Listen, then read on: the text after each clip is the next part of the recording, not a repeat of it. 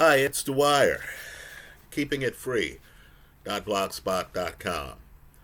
Also, wealthspinning.blogspot.com. Today is December 20th, 2024.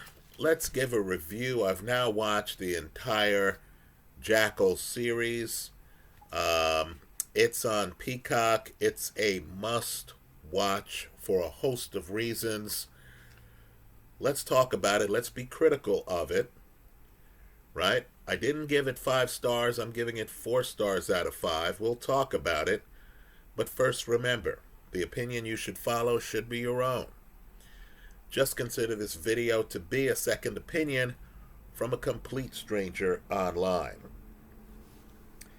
Now, let me just say, and it's important for purposes of this video. I watched entertainment fair. And just like school teachers, that profession attracts a lot of people with the same political views. Right? You'll find that most school teachers are left of center. Right? Just like social work attracts a lot of people with certain political views. Same thing. The artistic community attracts a lot of people who have clear-cut views on who's good and who's bad. Right? You're watching these shows and you can tell that someone sat down and thought, you know what? This person is going to be the person whose goal is to save humanity. And the other people, they're going to be trying to stop him. Right? The dynamic is often found in these superhero movies, where you understand that Superman is for truth, justice, and the American way. Right? There's no gray. Right? He's a good guy. Batman, you have no doubt in your mind that Batman is trying to save Gotham. There's never the idea that the Joker or the Riddler or the Catwoman is actually trying to help the city or help citizens. Right? Well, let me just say, that simplistic thinking leaked into this series. It actually hurt the series. Now, first let me say, Eddie Redmayne is one of the best bad guys in recent history. He's so good as a bad guy. And understand, he's a mercenary. Right? You pay him, he kills people for you. That's who he is. He's not tied to any government, which is one of the flaws of the show. Right? Because if they tied him to a government, and he is tied to the British Army early on, right? But if they tied him to a government, then all of us would be responsible for hiring him to do what he does. So they make it clear here. He's a mercenary. He's a bad guy. There's nothing good about him. He doesn't care that he kills a populist German politician. He doesn't care that he's hired to kill the Elon Musk type entrepreneur who is about to eliminate financial privacy, is about to release a computer program called River that's going to show everyone where the money's going in the economy. Who's making it, who's keeping it, who's not making it, who's not keeping it. Right? The movie paints that kind of computer program as a good thing. Right? The theme of the movie is that some evil group of capitalists have hired the Jackal, in part to hide the fact that they're making a lot of money, that they're keeping a lot of money. And of course, the Jackal is supposed to kill the tech entrepreneur who's threatening that status quo. So let me just say, and just to give you my view of the world, the best bad guy by far, by a margin, in all of these Bond movies is Goldfinger. Right? He's the psycho who wants to make the gold in Fort Knox radioactive. Right? If you follow gold, if you are a gold bug, you realize that that plan is brilliant and diabolical. Right? It would upset the world economy, but of course, that mid-60s movie was made at a time when the dollar was backed by gold. Right? You know, kids today might think, well, what's the big deal? We'll just print money. We'll just have fiat currency. Right? But, you know, if you're into gold and you're watching Goldfinger, that's the smart bad guy who is a psycho, who's out for self, who wants to destabilize the world monetary system. He's, so to speak, the gold standard of villains. Believe it or not, in one of the rare triumphs in recent cinema, Eddie Redmayne matches him. He's outstanding. But other parts of the plot seem written by a 5-year-old. Now, I say this as someone who is libertarian with a small L.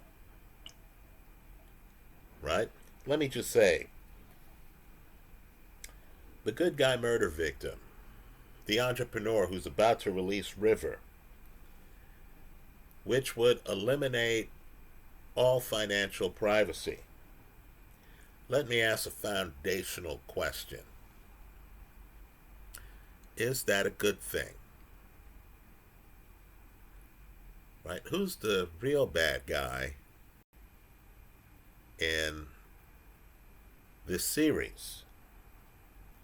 Understand, isn't the vision of eliminating financial privacy worse than what we have now? Do you trust the government to know how much money you have? To know your unrealized capital gains? Right? Understand, there's some professional athletes here in the United States. This is an underreported story. Professional football players are now being targeted by sophisticated criminal outfits. We don't even know the identity of the criminal outfits, but they have to be sophisticated. Because now you have athletes who, when they're playing in games, the crooks are actually robbing their homes. So the crooks know where Pat Mahomes lives, where Travis Kelce lives. And these crooks are able to break into houses that we all assume, given that these athletes are multimillionaires, have sophisticated security systems. And they've been successful. They've gotten into the homes, they've left with money. Folks, this is an ongoing pattern. Do you want to live in a world where people know how much you have? People, as is the case now, know where you live. Right? Is that the world you want to live in? Because that's what this River program is promising to deliver. Let me say too, in terms of productivity, right? And I was raised in the 80s when we had songs like "We Are the World, We Are the Children," right? Okay, I get the sentiment. My father was a social worker. Trust me, I was raised by, 60s leftists. Right? I understand the thought process behind, we need to have total financial transparency. I live in a country where a major party's presidential candidate thought it was a good thing to call for taxation of unrealized gains. Right? I get it. Understand, older people like me who heard all this 1960s stuff growing up, right? Have lived more than others. The Great Society type of ideals, that status quo. Right? So let's talk about the elimination of financial privacy, right? Because that's what this series assumes is a good thing.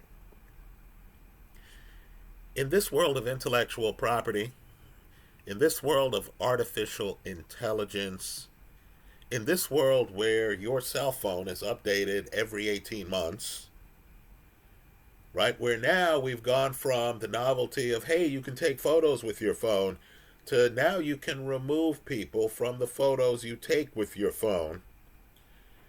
Don't you think that the elimination of financial privacy would greatly endanger trade secrets? Doesn't privacy actually allow research and development spending that leads to trade secrets and technological development to be exposed? Do we want a world where entrepreneurs get together, right? Where Steve Jobs and Wozniak are in a garage and they're coming up with Apple Computer. And I privately know that Jobs is a genius and I can just simply follow what he's spending money on. Do we get further ahead in that kind of world where I can be uncreative, but I can figure out what Jobs is spending money on, and I can then say, you know what, there must be some upside in this computer thing, or there must be some upside in this artificial intelligence thing. Right, folks? Doesn't financial privacy actually enable us to live much better standards of living? Don't you want the creative people, the entrepreneurs, to actually get monopoly profits when they deliver a breakthrough that no one else has because they've discovered the breakthrough? Don't you want the entrepreneur to make big profits while the rest of the world catches up to the technology? Don't we want natural monopolies? Let me also say, too, that, cinema is set up where you say the word capitalist and you immediately know that you're talking about a bad guy. Right? The idea of private equity, the idea of investors actually enhancing our standards of living is simply preposterous in some circles. So here, you have a small group of capitalists funding the Jackal. Now let's get dangerous here. Right, folks? If any entrepreneur were to come up with a computer program to completely eliminate financial privacy, I can tell you without hesitation that one of the groups that would be interested in stopping that entrepreneur would be the deep state community that existed at the time of the Kennedy administration. Right, folks? Understand, any such technology would be a threat to not just American national security, but the national security of most developed countries. Right now, I understand what I'm saying flies in the face of, this good versus evil Jackal setup, right? Maybe the truth is actually in the shades of gray. Right? Maybe there are a lot of people out there who actually want a new cell phone model every 18 months. Who actually see AI and think to themselves privately, I wouldn't have thought of this large language model. I wouldn't have thought of these features But wow, is it useful? Wow, will a lot of things be able to be built on top of this? Right? There are a lot of people who wouldn't mind. Whoever develops AI, whether it's Sam Altman, whether it's Elon Musk, making a lot of money. Because the understanding is you build breakthrough technology, you have a chance to make a lot of money. So that's going to help attract capital on entrepreneurial ventures that seem far-fetched. Right? Take Ozempic. We now know that you can take drugs that will help you lose weight. We know there is a huge possible economy out there of people who want to lose weight. Now, we can debate whether that's good for society, whether we want to overvalue people looking like they're in shape, whether or not they're actually in shape. Right? Weight loss in a pill. But just understand, it's the monopoly profits that the developers of Ozempic and other first movers in the space make that then make it easier for entrepreneurs and creative types making creative technology to attract capital. Right? If you're an investor, you say, wow, they made a mint with Ozempic, didn't they? So here is some entrepreneur who spent a lot of research and development, who has a product. Let me find out about that product, because if it's a game changer like Ozempic, maybe I can make monopoly profits. Isn't that thinking what makes the world go round? Isn't someone who's threatening to say, hey, no financial privacy, no trade secrets, right? Aren't they threatening that status quo? Doesn't that threaten countries? Right? Wouldn't every group be able to sit down and say, gee, which military contractors are making money? What have they been spending their money on? Right? How can we stop that? So let me just say, the group of capitalists that they have, right? The fringe group, not, the U.S. intelligence community, not the Mexican intelligence community, not the Brazilian intelligence community, who would all, of course, have an active interest in whether some program like River ever hit the market. Right? But here in Jackal, okay, it's just a few spare capitalists. They hire the Jackal. They have a liaison who they use to communicate with the Jackal. The Jackal, spoiler here, right? I'm giving away the secrets to the show. So if you plan on watching the show, you want to stop this video right here. Right? Jackal actually delivers. In other words, I'm paying millions of dollars. Jackal actually is able to stop the release of the River program. Folks, the way I see it, and we understand privately in Jackal's mind, at least for now, this is his last job. He may never work again, right? Okay, fine. But just understand, the fact that Jackal actually is able to deliver makes Jackal a very valuable asset. I know it sounds macabre, but if I pay a hitman to do a very high-level hit, and he's able to deliver,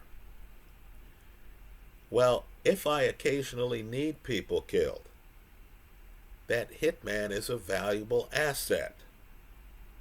So here's the question I want people to think about, especially when the hitman doesn't know who I am. I actually have a liaison as a buffer between me and the hitman. Right? So the hitman is an incredibly valuable asset. The liaison is an incredibly valuable asset. They've both delivered. Now in this show, and I understand they need to make the bad guys look bad, right? That's why we have Jackal forcing an elderly couple to help him, right? An elderly couple with a trailer, a camper, right? Well, they need to make the bad guys look bad. They can't just have success go without being punished. So, of course, these capitalists who are successful in hiring the Jackal, who's successful in carrying out the mission, what do? Is this believable? They decide to stiff the Jackal. Worse yet, they decide to stiff the liaison. Why would they do that? Aren't these two of the most valuable members of your organization? Right now, I'm not here to condone assassinations. All I'm saying is, if you're warped enough to hire a hitman to kill an entrepreneur, and the hitman delivers, right, then why wouldn't you consider the hitman and the liaison to be two valuable members of your organization? Right? Wouldn't you want to preserve that business relationship just in case you need it later? Right? Well, just understand how ridiculous this plot is. Right? The successful capitalists, right, who, the project's been a success. The Jackal's delivered. They decide not to pay anybody. Worse yet, they want to kill the liaison. Right, folks? It's ridiculous. It's not believable. Right? The first people who would get paid are the people who've delivered for you. Right? The first people. So, I thought parts of this were ridiculous. Right? Let me also say this too. You understand that the most successful killings, the killings that have the best chances of success, happen in crowds where there's a lot of misdirection. Right? Where you're asking questions like, who was on the 5th floor of the Texas School Book Depository? Right? Was Oswald in the sniper's nest, or was somebody else in the sniper's nest framing Oswald? Right? Did the shots even come from the sniper's nest, or is the sniper's nest a misdirection play? Right? Is Kennedy, the throat wound, is that from the front? Didn't the original doctor say that it was a point of entry on his throat, or was that from the back? Right? Don't you actually want some witnesses who might be confused to create reasonable doubt on exactly what happened? Well, in this Jackal series, the Jackal goes from killing a German politician from a high-rise a long distance away with a high-powered weapon. Right? Now, that part is believable, right? You're thinking, wow, this is well done. All the Jackal has to do after that assassination is blend in with the crowd. He's escaped. Right? You have to think about being able to blend in and escape. You can't do that if you're the only boat in the ocean and you're shooting off the boat to kill people.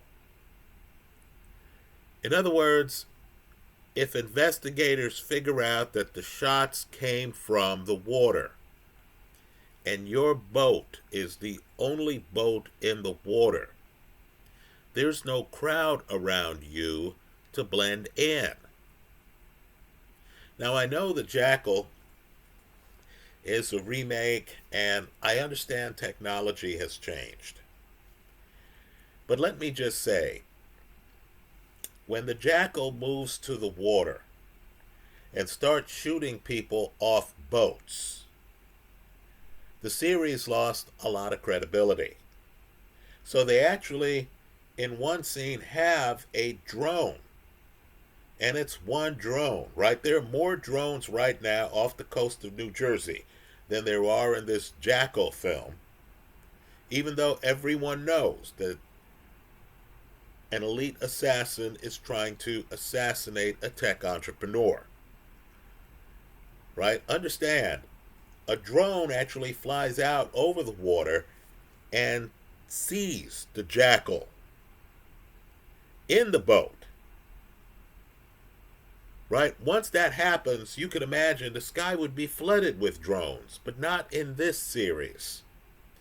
Right? In this series, we're to believe that the Jackal gets off the shots, is able to disable, jam up the drone, and then somehow is able to get from the water to land without being intercepted by a Coast Guard, by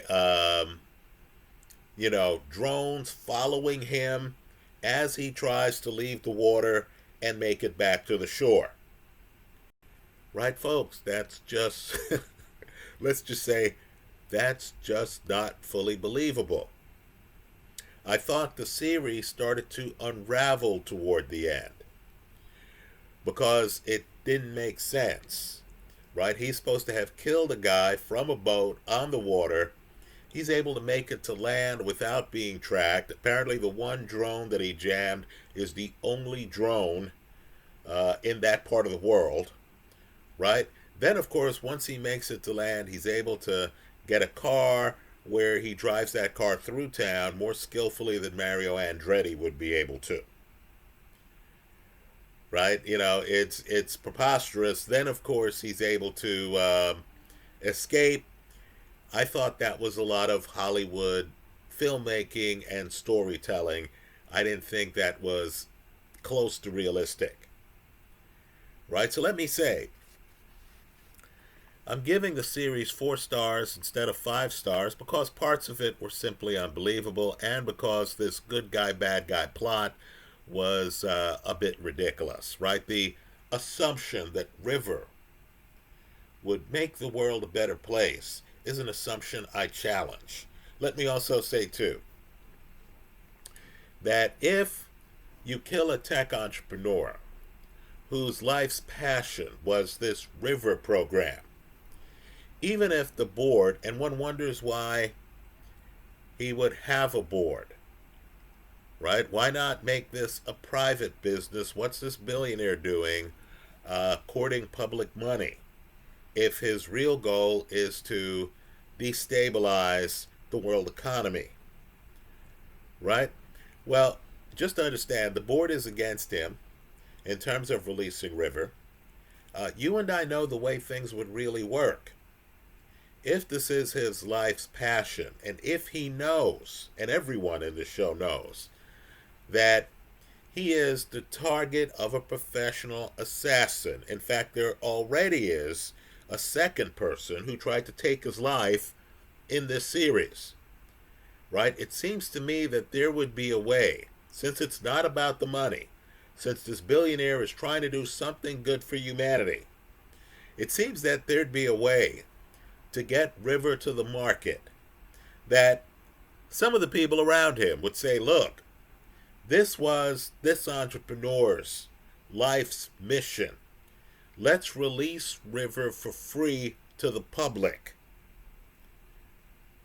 Right? I'm surprised by the assumption that if they kill the entrepreneur, somehow that kills the River Project. Right? I don't think that's the way the world works. Think about all the entrepreneurs in the world and just recognize that if something happens to an entrepreneur, often there's even more fervor to deliver that entrepreneur's pet project to market. Here in the Jackal, we're to believe that once the entrepreneur is killed, the River Project is killed. Why? the show suggests because the board members are wealthy people who understand that this river project would endanger their way of life, right? One wonders why a big time tech entrepreneur, even if he's involved with the company, wouldn't have his own personal company, right? Just like Coinbase has an investment arm, Coinbase Ventures, right? One wonders why this entrepreneur didn't think about eliminating board interference for this particular project before he released it, right? Or at least before he planned to release it.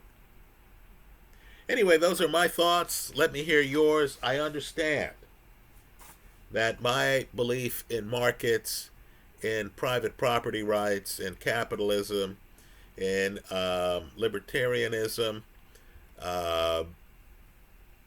has colored this video, that my views aren't, let's say, the views of folks in the entertainment industry who want to make good guys and bad guys and who decide that financial privacy is a bad thing, right? Let me hear your views in the comment section of this YouTube video. I can't wait for season 2 of the Jackal, right? When I watched the first episode, I made a video on here and I said, you know, they have to find a way to keep Eddie Redmayne alive. And they did, right? But just understand, how do I put this? Let's hope season 2 is not just about revenge. And let's hope, too, the plot